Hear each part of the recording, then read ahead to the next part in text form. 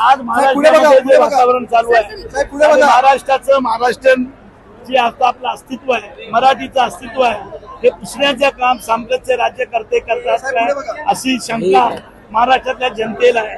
ठाकरे बंधूंनी जी भूमिका घेतली त्या भूमिकेमध्ये, कारण याचं पहिल्यांदा महाराष्ट्रामध्ये संपूर्ण महाराष्ट्र समिती स्थापन करण्याचं काम SM जोशी, कॉम्रेड डांगे आणि शेका पक्षांनी केलं होतं. आणि राज ठाकरेंची भूमिका त्या ठिकाणी घेतलेली आहे आणि उद्धव ठाकरेंनी त्यांना साथ दिली. हे महाराष्ट्र कधी विसरणार नाही. निवडणुका येतील जातील पण महाराष्ट्र राहिला पाहिजे ही आमची भूमिका आहे, ती त्यांनी केली.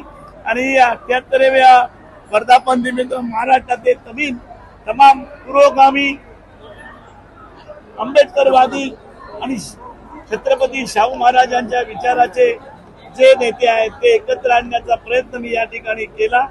रायगड जिल्ह्यातून 25,000पेक्षा जास्त लोक या ठिकाणी आले. तुम्ही पत्रकारांनी पण मला चांगली साथ दिली. कालपासून 2 दिवस मी मनापासून धन्यवाद देतो. हे काय महाआघाडी सत्तेसाठी नाही पण विचार आणि या ठिकाणला कामगार जगला पाहिजे, त्याचे अधिकार आणि आंदोलन जे बाबासाहेब आंबेडकरांनी घटनेने आम्हाला अधिकार दिलेले आहे की आंदोलन करणं, भाषण स्वातंत्र्य हे पुसून टाकतात का, ही परिस्थिती आज या निर्माण झालेली आहे. ते थोपवण्याचं काम करतो.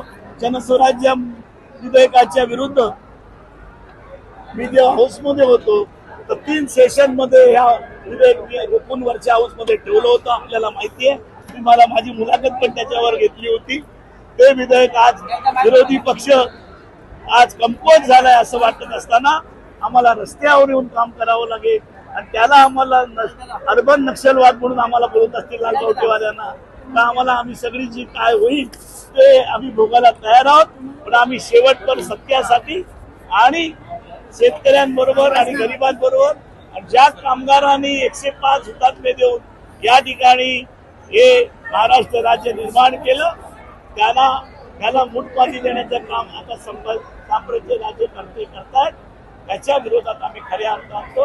आणि मी आज राजसाहेब शशिकांत शिंदे यांनी जे गौरव मुद्दा काढले आणि प्रामुख्याने संजय राऊतनी काढले की शेका पक्षाचा इतिहास आणि शेका पक्षाच्या कार्यकर्त्यांची गौरवशाली संपूर्ण असलेली वाटचाल ही त्यांनी सांगितलं. मी त्यांना मनापासून धन्यवाद देतो. माझ्या कार्यकर्त्यांचा मला अभिमान वाटतो जे आज काही नाही उपाशी तापाशी 100-150 किलोमीटरहून या ठिकाणी आले. हा वर्धापन आम्ही दरवर्षी करतो. आमची थोडी पनवेलमध्ये काही लोक गेले म्हणून असळते असं म्हणतात, रायगड जिल्ह्यातले काही लोक गेले म्हणतात, तर दुःखीनी चिडीनी आज कार्यकर्ते आलेले तुम्हाला दिसतात. मी कार्यकर्त्यांना पण धन्यवाद देतो. आणि ही लढाई आज महाराष्ट्र आहे तसा राहिला पाहिजे, महाराष्ट्राचं महाराष्ट्रीयन आणि मराठी पण राहिलं पाहिजे ही आजची आमची भूमिका आहे. धन्यवाद. सर, दुसरीकडे राज ठाकरे यांनी जो प्रश्न उपस्थित केलाय पण तुम्ही पण म्हणालात की सध्या विरोधक कमकुवत आहे. आज या निमित्तानं एक प्रकार विरोधक महाराष्ट्राला दिसून येईल, तोही रस्त्यावरच्या लढाईमध्ये असं वाटतंय. ज्या आयुष्यात लढाईमध्ये गेलोय, आमच्या तुरुंगात गेलो, या JNPTच्या आंदोलनात मी 1.5 महिना एरोड्यामध्ये होतो, अनेक आंदोलनात आम्ही जेल घेतलेला आहे.